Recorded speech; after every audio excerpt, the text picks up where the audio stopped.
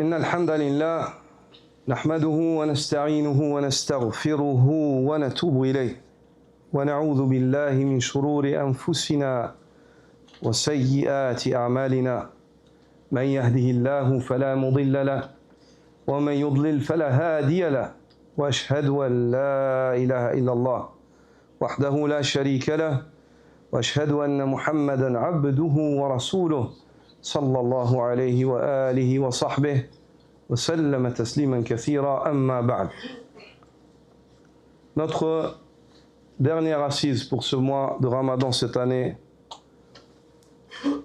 Ramadan 1447 de la hijra du prophète sallallahu alayhi wa sallam, qu'Allah Azza wa Jal nous pardonne, accepte de nous, nous réforme, nous accorde d'avoir été sincères, nous pardonne nos manquements. Allah mérite bien plus que cela.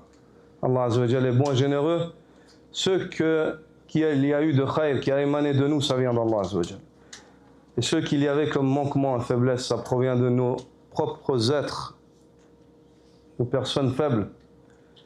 On implore Allah Azza wa Jal pour qu'il nous accorde de vivre dans son obéissance et qu'il nous accorde la mort là où elle est meilleure. Ayyuha al-ikhwa, Omar ibn Abdel Aziz, qui a été appelé le 5e calife, radiyallahu ta'ala anhu, lorsque se terminait le mois de Ramadan, alors qu'il dirigeait l'État islamique à cette époque-là, il écrivait aux diverses contrées musulmanes, en les enjoignant. Et la première recommandation qu'il leur faisait, an yakhtimu shahra bil istighfar, qu'il termine le mois par la demande de pardon. Qu'il termine le mois par la demande de pardon. Le fait que le serviteur termine ses actes d'adoration par la demande de pardon, ça, c'est le culte de ceux qui connaissent Allah et se connaissent eux-mêmes. C'est le culte de ceux qui sont raisonnables. Celui qui connaît Allah est convaincu que quoi qu'il puisse faire, Allah mérite mieux. Donc quoi qu'il puisse faire, il demande pardon, parce qu'il pense qu'Allah mérite mieux que ça. Et quoi qu'il ait pu réaliser, il sait que c'est par Allah qu'il a réalisé cela. Donc, il se dit, est-ce que je vais assez remercier? Est-ce que je suis assez reconnaissant?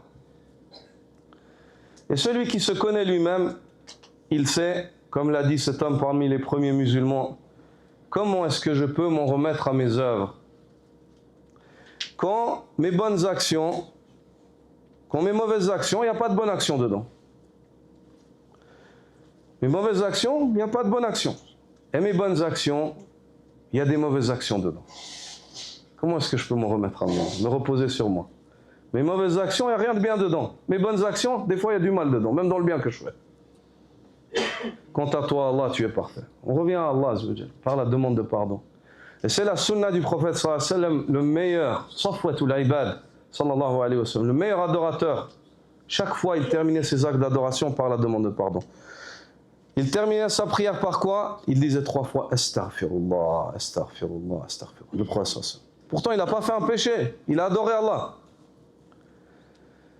Il terminait le hajj par le sacrifice et par la journée. Après Arafat, Allah Azza wa Jal nous demande de demander pardon.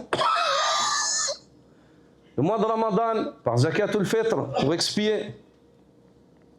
Et ainsi de suite.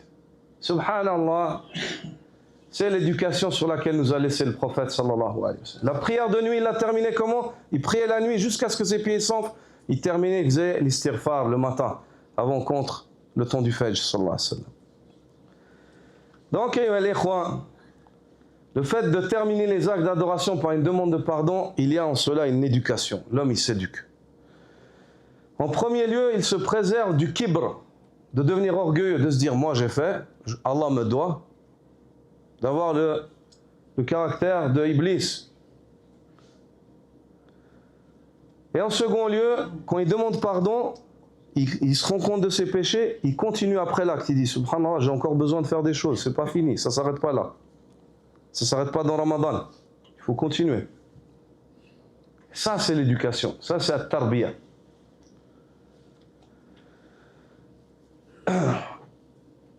Il est rapporté de Yahya ibn Mu'adh qu'il a dit, si l'homme demande pardon, وَقَلْبُهُ بِالْمَعْصِيَةِ مَعْقُودٌ, et son cœur il est attaché au péché. Il demande pardon, mais il ne se rend pas compte en fait que, c'est-à-dire que ce qu'il a commis, c'est juste une demande de pardon sur la langue. وعزمه على أنه إلى المعصية يعود, et il est décidé de revenir sur ce péché-là. Il n'a pas décidé de le quitter. Après Ramadan, c'est-à-dire il demande pardon pendant Ramadan, Ya Rabbi, Ya Rabbi, Ya Rabbi, Ya Rabbi, mais il se dit que c'est fini Ramadan, Bismillah. Je recommence la vie d'avant. Regarde ce qu'il dit, فَصَوْمُهُ عَلَيْهِ مَرْدُودٌ. Il dit, c'est un signe que peut-être son jeûne il a été refusé. وَبَابُ الْقَبُولِ عَلَى وَجْهِهِ مَسْدُودٌ. Et la porte de l'acceptation, elle est fermée devant. Allah sait. Allahu alam, nous on ne juge pas. Et ça c'est un conseil les frères. C'est pas un jugement. Il ne faut pas jeter la main sur quelqu'un et dire ouais, ah toi tu as recommencé après Ramadan, Allah il n'a pas accepté. La ilaha illallah. Qui ose s'interposer entre Allah et son serviteur? Ici c'est un conseil. Moi je le fais à moi-même. Chacun il fait à lui-même. Chacun pour soi il fait à lui-même. Chacun va entrer dans une tombe avec nos œuvres. Et ce conseil-là, il a une base.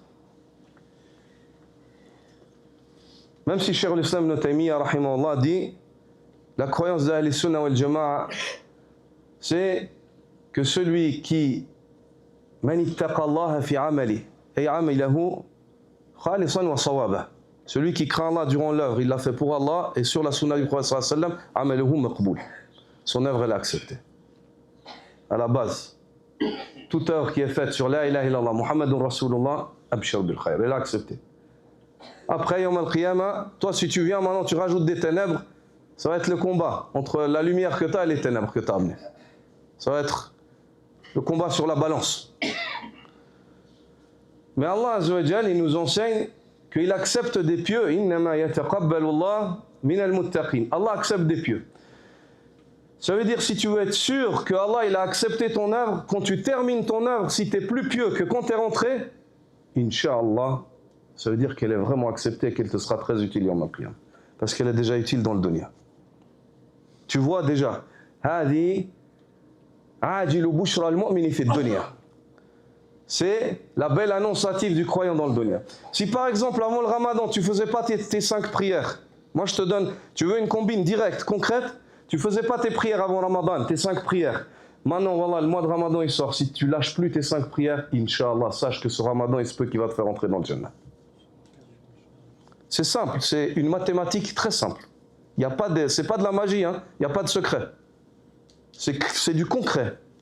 Avec un concret évident. À toi de choisir. C'est toi qui choisis, moi.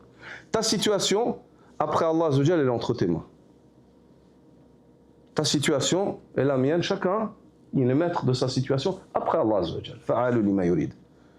À toi de choisir ce que tu vas faire de ta vie maintenant. Allah Azza wa Jal nous enseigne qu'il n'accepte que des pieux. Et le pieux, c'est qui? C'est celui qui fait un acte pour Allah, sur la sunna, puis il a peur. Il a peur.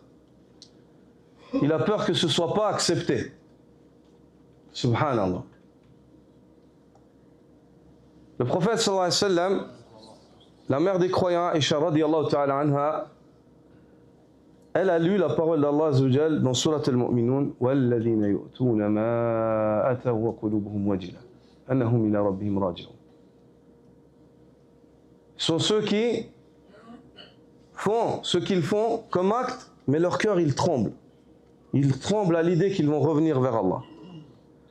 Elle a dit à Rasulallah, أَهُوَ الَّذِي يَسْرِقْ وَيَشْرَبُ الْخَمْرَ. Il a dit ce verset-là. Est-ce qu'il s'agit de celui qui vole et consomme les boissons enivrantes? Est-ce que c'est lui? Allah il dit, il fait ce qu'il fait, c'est-à-dire il fait le mal puis il a peur à cause du mal qu'il a fait. Le prophète il a dit non, c'est pas comme ça au fils d'Abu Bakr.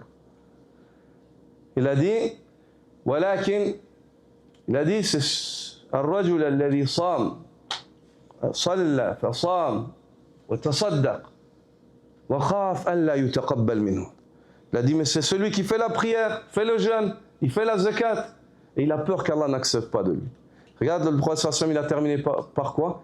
Par le caractéristique qu'Allah leur a donné dans l'ayah. Ulaïka yusari'una fil khayrat wa hum laha sabiqun. Il a dit ceux-là, ils s'empressent, ils se dépêchent de faire le khayr et ils concourent aux bonnes œuvres. Tellement ils ont peur, c'est-à-dire le ramadan il est terminé, il a peur, il dit subhanallah, est-ce qu'Allah va accepter de moi? Il faut que je fasse les 6 jours de Shawwal. Est-ce qu'Allah va accepter de moi? Je priais pas avant, maintenant il faut que je prie. Est-ce qu'Allah va accepter de moi?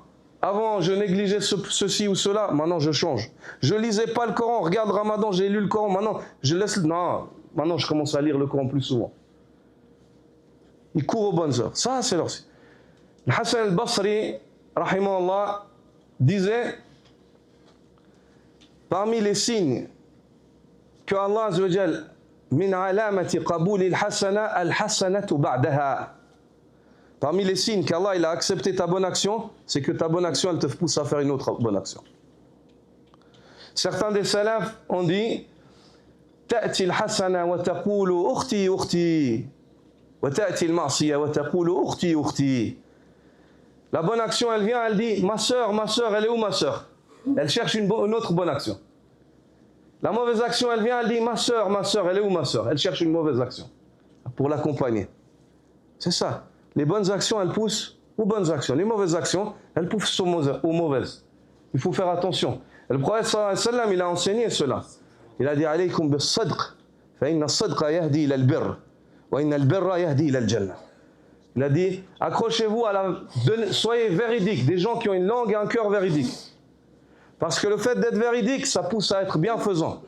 Et le fait d'être bienfaisant, ça te mène au paradis. C'est-à-dire une bonne action, elle amène une autre jusqu'à ce que tu finisses, tu te retrouves au Jannah, devant Allah. Alhamdulillah. C'est ça la vie du croyant. Bonne action, bonne action, bonne action, bonne action. Il meurt comme ça, jusqu'à ce qu'il se retrouve. Allahu Akbar. Yara nafsahu mun'am alayh. Il voit qu'il est sorti de la prison du dunya. Kharaja min sijni dunya ila sa'ati al-akhirah. Il est sorti de la prison du dunya vers la largesse de la qu'Allah Azza wa Jal nous accorde le succès en tout bien. Nas'alullah an yuwaffiqana لما يحب ويرضاه سبحانك وبحمدك أشهد أن لا إله إلا أنت أستغفرك وأتوب إليك